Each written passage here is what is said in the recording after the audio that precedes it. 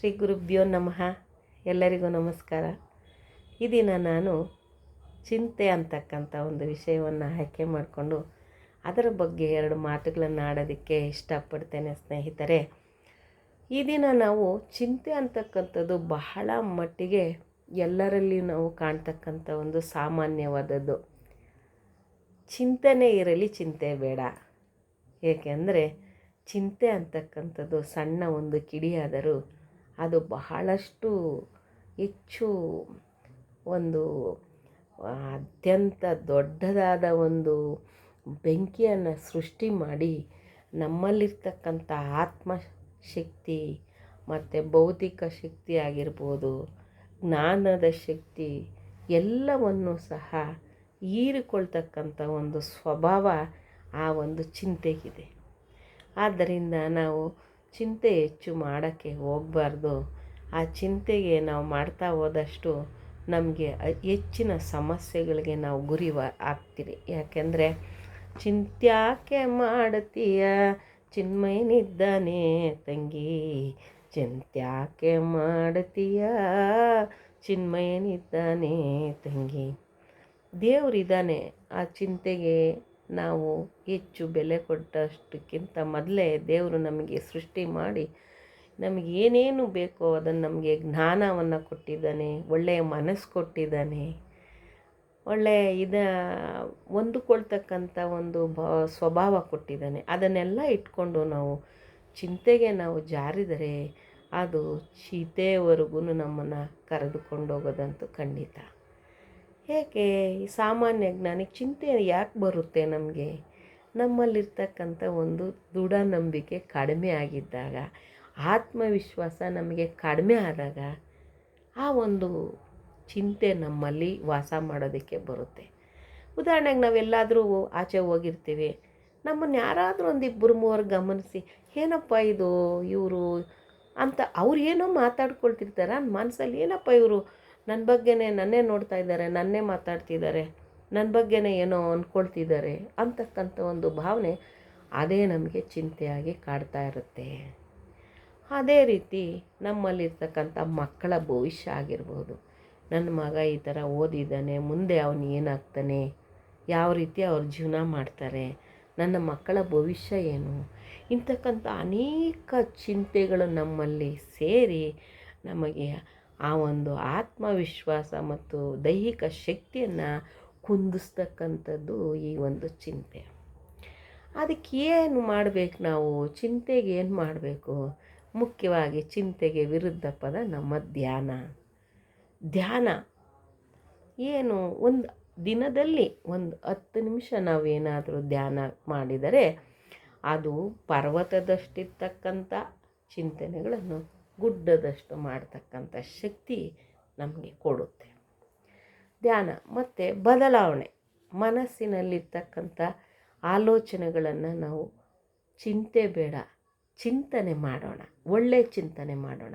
ಈ ದಿನ ನಾವು ಏನು ಮಾಡಬೇಕು, ನಮ್ಮ ಕೆಲಸ ಏನು, ನಾನು ಈ ದಿನ ನಾನು ಏನಕ್ಕೆ ಈ ಸಮಯವನ್ನು ಕೊಟ್ಟಿದ್ದೀನಿ, ಏನಕ್ಕೆ ಸಮಯ ಕೊಟ್ಟರೆ ನನಗೆ ಒಳ್ಳೆಯದಾಗುತ್ತೆ, ನನ್ನ ಮುಂದಿನ ಭವಿಷ್ಯದಲ್ಲಿ ನಾನು ಏನಾಗಬೇಕು, ಅದು ಚಿಂತನೆಗಳು ನಮ್ಮನ್ನು ಚಿಂತೆಯಿಂದ ದೂರ ಮಾಡಿ ಒಳ್ಳೆಯ ವಿಷಯಗಳನ್ನು ನಾವು ಚರ್ಚೆ ಮಾಡೋದು ಇರ್ಬೋದು, ಒಳ್ಳೆಯ ವಿಷಯಗಳ ಬಗ್ಗೆ ತಿಳಿದುಕೊಳ್ಳೋದಾಗಿರ್ಬೋದು, ಒಂದು ಸಂಗೀತ ಆಗಿರ್ಬೋದು. ಈ ರೀತಿ ಅನೇಕ ವಿಷಯಗಳನ್ನು ನಾವು ಮನಸ್ಸು ವಿಕಸನ ಆಗ್ತಾ ಆ ದೌರ್ಬಲ್ಯವನ್ನು ಕಳೆದು ನಂತರ ನಮಗೆ ಒಳ್ಳೆಯ ಆತ್ಮವಿಶ್ವಾಸ ದೃಢವಾಗ್ತಾ ಬರುತ್ತೆ. ಆಗ ಚಿಂತೆ ತಾನಾಗೆ ಒಳಗೆ ಸಾಯುತ್ತೆ. ಆ ನಂತರ ನಮಗೆ ಏನಾದರೂ ಒಂದು ಕೆಲಸ ಮಾಡೋದಕ್ಕೆ ನಮಗೆ ದಾರಿ ಮಾಡಿಕೊಡ್ತಕ್ಕಂಥದ್ದು ಈ ಒಂದು ಚಿಂತನೆಗಳು, ಉತ್ತಮ ಚಿಂತನೆಗಳು. ಅದಕ್ಕೆ ಚಿಂತೆಯಿಂದ ಚಿತೆಗೆ ಹೋಗಬಾರದು ನಾವು. ಚಿಂತೆ ಅಂತಕ್ಕಂಥದ್ದು ಭಾಳಷ್ಟು ಕೆಟ್ಟ ಒಂದು ಮನೋರೋಗ, ದೌರ್ಬಲ್ಯವಾದ ಒಂದು ರೀತಿ. ಅದು ನಮ್ಮನ್ನು ಕುಂದಿಸ್ತದೆ. ಅದಕ್ಕೆ ನಾವು ದಾರಿ ಮಾಡಿಕೊಡ್ಬಾರ್ದು ಅಂತ ಹೇಳ್ತಾ ನಾವು ಬದಲಾವಣೆ ಆಗಬೇಕು. ಮುಖ್ಯವಾಗಿ ನಾವು ಬದಲಾವಣೆ ಆಗಬೇಕು.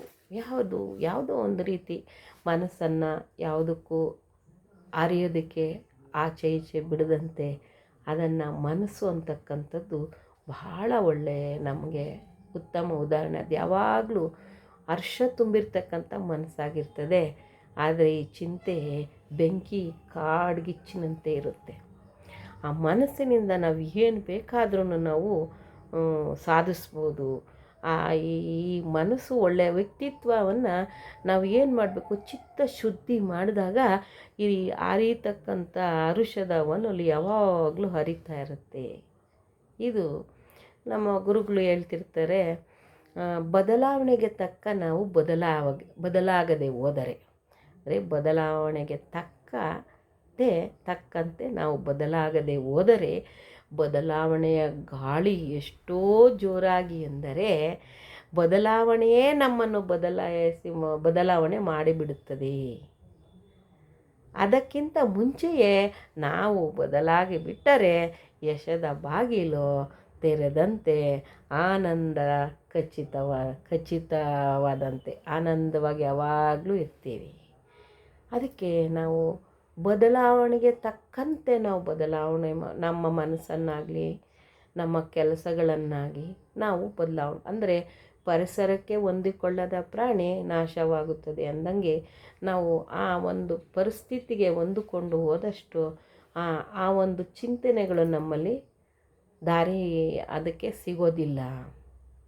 ಚಿಂತೆ ಬಿಡಬೇಕು, ಚಿಂತನೆ ಮಾಡಬೇಕು. ಚಿಂತೆಯಿಂದ ದೂರ ಆಗುತ್ತಾ ನಾವು ಚಿತೆಗೆ ದೂರವಾಗಬೇಕು. ಪ್ರತಿಯೊಬ್ಬರ ಮನಸ್ಸು ಸಹ ಉತ್ತಮವಾದ ಒಂದು ಗುಣಗಳನ್ನು ಅದು ನಮ್ಮಲ್ಲಿ ಹೇಳ್ತಾ ಇರುತ್ತೆ. ಒಳ್ಳೆಯ ಮನಸ್ಸು ಹೇಳ್ತಾ ಇರುತ್ತೆ, ಒಳ್ಳೇದು ಮಾಡು, ನಿನ್ನ ಕೈಲಾದಷ್ಟು ಒಳ್ಳೇದು ಮಾಡು, ಕೆಟ್ಟದ್ದು ಮಾಡೋಕ್ಕೆ ಹೋಗಬೇಡ, ನೀನು ಏನು ಮಾಡಿದರೂ ಪರವಾಗಿಲ್ಲ, ಸುಮ್ಮನೆ ಇದ್ದರೂ ಪರವಾಗಿಲ್ಲ, ಬೇರೆಯವ್ರಿಗೆ ಕೆಟ್ಟದ್ದಂತೂ ನೀನು ಮಾಡಬೇಡ ಅಂತ ಈ ಒಂದು ಮನಸ್ಸು ನಮಗೆ ಹೇಳ್ತಾ ಇರುತ್ತೆ.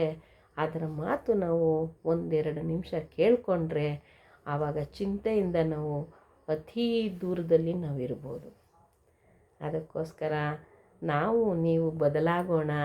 ಬದಲಾಗುತ್ತಾ ನಮ್ಮ ಮನಸ್ಸನ್ನು ಬದಲಾಯಿಸಿಕೊಂಡು ಅನೇಕ ಸಮಸ್ಯೆಗಳಿಂದ ನಾವು ದೂರ ಆಗೋಣ.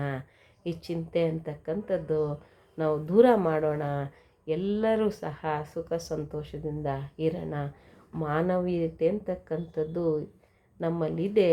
ಅದನ್ನು ನಾವೆಲ್ಲರಿಗೂ ಸಹ ಉಣಬಡಿಸೋಣ. ಒಳ್ಳೆಯ ಊರನ್ನ ನಮ್ಮಲ್ಲಿ ಬಿಟ್ಟಾಗ ಎಲ್ಲರಿಗೂ ಒಳ್ಳೆಯ ಒಬ್ಬಟ್ಟನ್ನು ಮಾಡಿ ಉಣಬಡಿಸೋಣ, ಉತ್ತಮರಾಗೋಣ ಎಂದು ಹೇಳುತ್ತಾ ಅವಕಾಶಕ್ಕಾಗಿ ಧನ್ಯವಾದಗಳು. ಎಲ್ಲರಿಗೂ ನಮಸ್ಕಾರ. ಜೈ ಹಿಂದ್, ಜೈ ಕರ್ನಾಟಕ.